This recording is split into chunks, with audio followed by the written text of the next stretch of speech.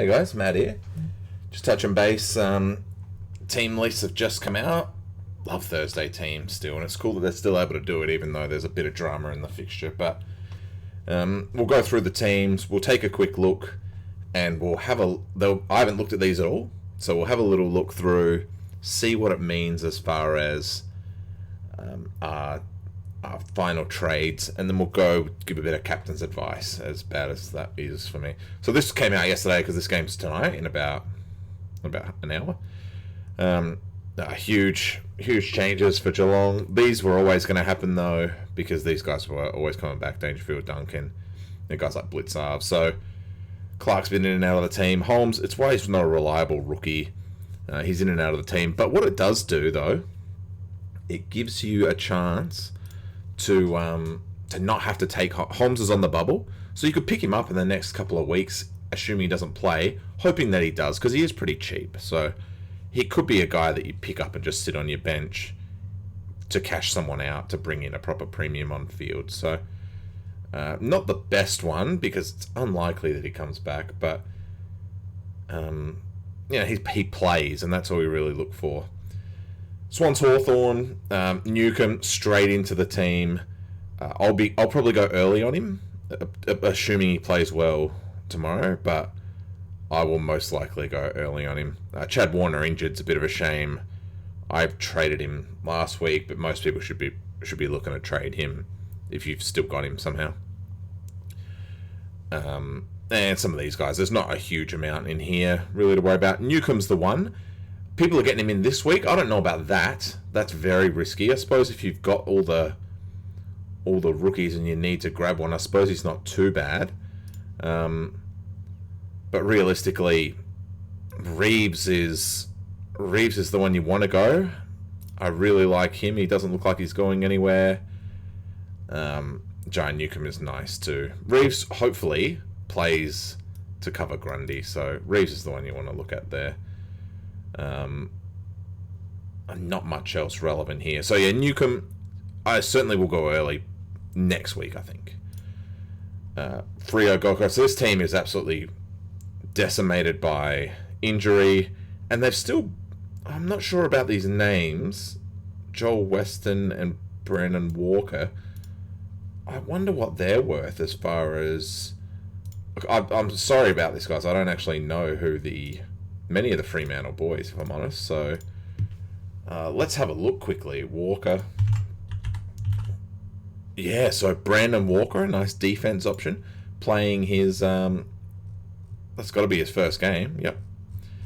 So nice that they're bringing one in. Keep an eye on these injuries. And who was the other one? Weston. Let's have a look at him. Joel Weston. So another one who hasn't played any games this season. So two guys. I could have read that right there, couldn't I? But I didn't. I wanted to see if they were mid-prices or if they were rookies. I don't mind it, because some of these are long-term. Brandon Cox is long-term. Logue didn't look great. Fife's probably only a week. So I think the only one to really look at was the defender, Walker. See how they go. Two guys to watch for sure that we didn't expect we were getting. And 117 rookies are the best. Matt Rao's back. This is a huge... this is a big in. Keep an eye on this, because what's he paying at the moment, Rao? Whatever he's paying, he's almost worth... Oh, I shouldn't say that. If he starts scoring, 495, hasn't played 3 this year, has he? He's played 2, so, and he scored 6. So he could be one to think about in your midfield if he starts going back to his old scoring. But I hate shoulder injuries. Like, you want to stay away from a guy when they've had shoulder injuries, because tackling and the impact stuff, that especially with someone like Rao, you've really got to keep an eye on it. So over the next 2 weeks, monitor Matt Rao's ability to lay a tackle, his ability to take a tackle, his contested possession count, monitor his score. If he's getting low tackle games, I'll steer clear of him. But if he's laying 3, 4, 5 tackles like he usually does, he's getting those contested possessions. 495 is a steal in the last mid spot. Crows Saints. So Claverino out. Disappointing. I was hoping to pick him up. But again, same story. He's been picked now. None of these guys are very interesting names. Ben Long's been rubbish all year. Loney's been rubbish all year for him. These guys just rotate in and out. I almost wonder if it's worth grabbing Claverino down the line in a hope that you can pick him up. If you need someone in that defense spot, if you're thinking of trading out your Highmore, who's actually named on field here, or Murphy, I'm just trying to think, or Jones later, if you're looking for someone to sit in that defense spot. Claverino played 2 games and was nice for the Saints. They might think about it. Interesting ones here. O'Connor was always going to be omitted for the Crows. I think he was out of his depth a little bit. He's a one-dimensional player and only plays 50% of game time, so he was always going to struggle to keep his spot. Lockie Shola omitted, a bit disappointing. He's been slow since he exploded in the first sort of 3 or 4 rounds. He looked really nice. Probably just needs a bit of time down. Young lad, small lad. So, still quite rate his chances for the rising star, but there's probably other guys that have passed him now. And Worrell debuting. So, with Worrell, he could be a go. He could be someone to bring into your team. I don't know if that's a great idea or not. He'll score because he'll be less of a lockdown defender, being that he's coming in for Shoal. So he'll be a scorer. He'll probably play up the ground, play on the wings a little bit more. But yeah, I'm just not certain that these bottom end of the Crows list are just rotating through guys like, Berry's probably his best 22, but guys like Worrell, guys like O'Connor, Murray, they're just rotating back and forth, and it's probably just a little something that's you have to keep a keen eye on, because you don't want to end up with it is just bench cover, so it's probably not too bad down the line to pick someone like Worrell, but wait and see, I guess. He'd be low on my list. And Sunday games, so there's not a huge amount you can talk about with the Sunday games just yet. No real names have been shown. Did R2 Basena-Balagi end up playing his... Where's he named? He's named in emergencies. If he didn't play his 3rd game, he could be one to think about. I don't think he did, though. Kangaroos don't really have anyone. Just keep an eye on Hall and Zeeble, really. Just make sure they're still playing, not injured, they're fit. Some big ins for GWS, so they're starting to look fit now. And all you have to do is make sure Whitfield's on the field. Whether you grab Toby Green and you've been sitting him, fine, here he is. That's about it for these guys. There's nothing really. Do they have... Because another guy I wanted to mention with this was Briggs. Interesting. I might bring him in over the next couple of weeks because he gets games. He's played 2 games now, so chance that you see him at some point, maybe. Does Mumford and was Flynn even in the team? Yeah, does Mumford and Flynn play all season? Do they get Briggs in a little bit as well every now and then? So he might be one I'll think about as a downgrade target. So we got Riley Collier-Dawkins dropped. So he had a good run. To anyone, you probably would have traded him out this week, if not next week anyway, if you had him. If you got him early, well done. That's been one of the great rookie picks. But he's going to have to be in your trades this week, I imagine, if not next week. And there's nothing really here hugely relevant. I'd be worried about Luke Edwards' job security. What you have to remember with Luke Edwards is, these guys have got an injury list that's miles long, and he's one of the last in. So consider that he's playing his 2nd game on Sunday, and then they have a bye. So it's another 2 weeks before he plays his 3rd game. And I know you're not looking for money from these rookies, but you also need something out of him. So he may never come back, and you've picked him for basically this week only if you bring him in early this week. So and you miss round 14, and you want people playing in round 14. So there's a lot of downside to Luke Edwards. That said, if he plays well this game, I'll certainly think about him in round 15, assuming he's named. I just don't know that he will be, because there isn't many options. And then Queen's birthday, they've barely done anything. Interesting that McCreary's named there.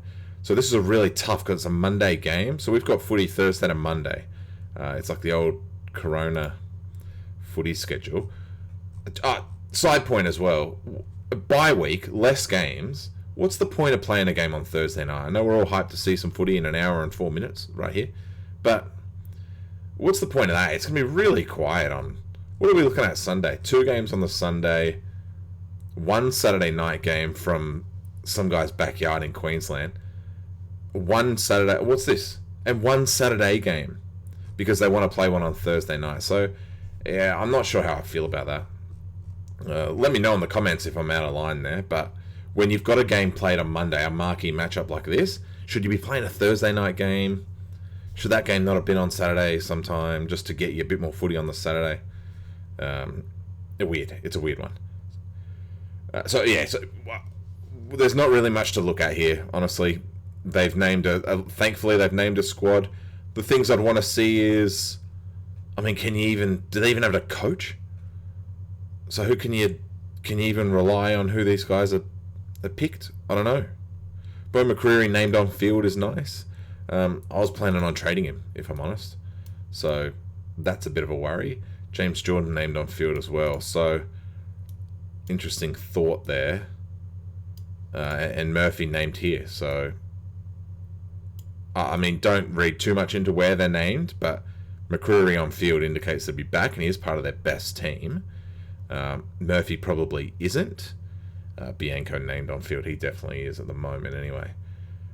James Jordan on the wing, so you'd be happy with that. I don't know if there's too much more relevant with this team here. Your standard Oliver and that sort of stuff. Both these teams got to bye next week, so I probably wouldn't be looking to bring in anyone from either of these two teams. Max Lynch, I think he's on the bubble soon as well, but I wouldn't be interested in him either. So that's the teams. Let us know if I missed anything that you sort of caught your eye. I don't think there's much in there outside of a couple of interesting rookies from Fremantle that'll be delicious in the next few days, in the next few weeks rather. Let's have a quick look at what I'll do trade-wise. I've obviously reset my trades from Sunday night, if you're watching, but now that I've seen the teams, I don't think I'll do much different. I will do a little bit. So I think I'm going to go... So the first one I'm going to go is McNeil. That's a yes for me. Waterman as well. He's on a bye. He's served his purpose quite well. And then I'll send Bianco down here. And then I'll send Callum Coleman-Jones down to here. And the issue was, as I was thinking between Jordan and McCreary, and they're essentially the same player. I mean, I guess Jordan has more of a chance at moving, does he? 52, as opposed to McCreary, who only gets about 30 a game, and his break-even is 26. So it was one of these two. They're both named, which is frustrating. And I don't think I can afford to do what I want to do if it's Murphy. So let's try it with McCreary. It might need to be Jordan regardless, and I'm okay if it is. So let's try my move with this. It absolutely isn't going to work. So I'm going to keep McCreary and just be happy that he's named. I'm probably not even going to have him. I will have him on field, but I don't care. Jordan here. And then we'll flick Bolton up for the sake of it. So I'm bringing in a defender, a forward, and a ruck. Pretty obvious ruck will be Reeves. I've spoken about this before. It is risky to play Grundy to hope that Reeves is picked the entire time Grundy's out. I feel like as we get to round 15, we'll get a bit more news about Grundy. And round 15 is a really interesting time because Riley O'Brien only plays one more and he's 150k cheaper at the moment. And I wonder if we get a bit more news that Grundy's going to be sort of on limited times, or they keep Max Lynch in so he can pinch hit a bit more. You might trade Grundy for Riley O'Brien, take the cash, and as part of your full send for Parrish or whoever it is you want to get. But no Guthrie in for Geelong, so I'm glad that I didn't pick Guthrie. I think that was the correct call. So between Lions, it's shown that my mid calls have been really good this year. Lions and Mills instead of a big premium mid again over over Guthrie, who I was thinking about. So really happy that I've avoided that. So let's have a look. So sorry, got on a bit of a thing there. Whitfield, obviously, well, not obviously, but I think so. I think you can't ignore it. And then I'd love to go a different forward, but Hall is just such a good option. 588, that leaves me. I just don't see any other choice there, and I can't do it with McCreary. That's not enough money. So, I mean, well, let's have a look at forwards while we're here. Let's have a look. So I'll just flick Hall off. So it's got to be a forward. We'll clear that off. And we'll just have a look at who else we could go. We could wait a week and go Bailey Dale. He's more expensive than Hall, so probably not. Tom McDonald, no, by next week. Not going to happen. The other one is Langford. I really like Langford at 474. It's an interesting one. I'm going to really consider this pick. The thing is that I'm still not quite sure what I want to do. I still want to try to full send for Parrish next week, and just do whatever I can to get Parrish in, and worry about the last spot in my team after that. So having a look through, there's not really too many other options that are going to play this week and next week in the forward line. I don't trust Toby Green. Like I said, buy here. So I really think Hall is the best go. 500, I wish I had taken him when I was originally thinking about him. Shame I didn't. I'm not going near Gray again. I'm not going to have Heaney and Gray in my forward line again. I do that every year, if you don't know, and it's not it. It's definitely not it. Yeah, I think our boy is... I think that goes Hall. And then if I don't full send for Parrish next week, it'll be bringing in Langford to sit either here or there. Here. And that will probably be it. And then the last one will be... I'll probably keep an eye on someone like Matt Rao next week. So as much as I'd love... I meme a lot that I'm going to full send for Parrish. I just don't think I can afford it. I think realistically my last two are Langford and Rao. And if not Rao, someone like Dustin Martin. And yeah, I know that they're forwards and not another mid, but I feel like with Laird and with Lyons and guys like that, you've got these guys at faux mids, basically. Not Lyons, Laird and Bolton. And I'll do that through Jones, probably next week, depending on his money-wise. I'll do it through Porter, definitely next week. And then McCreary next week as well. So they're the three. I'll see how much money I have left over, see how much I'm going to be able to pull from that. I might even do what some of the viewers were saying and do short. I want to hold that though, because I want to know about Grundy. I don't want to be carrying 630,000 of a bloke with a dud neck for the year. So I suppose I can hit complete on that now. Oh, I'm not going to. No, I'm not going to, because you can do that. I'm in no hurry, so I can do that later. Or wait. Because I'm playing tonight. Port and Geelong. Not doing anything with them.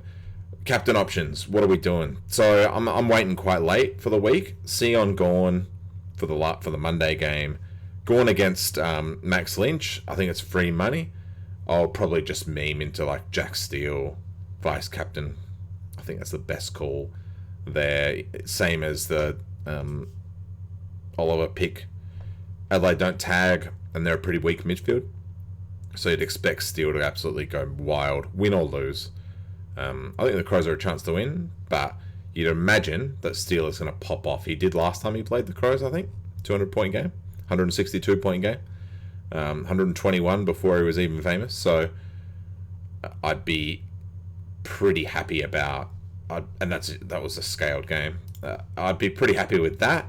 And worst comes to worst, you're going against no one. So I think you'll be alright with that. Cheers, guys. Let us know what you're going to do this week. Are you going to use that fourth trade? I'm not, just because there's no one else on the bubble that I'm really stressed about, and I've got no one else with a high break even that I'm also really stressed about. I'm actually trying to keep guys in the team, but I want Whitfield Hall real bad. So that's my dilemma at the moment.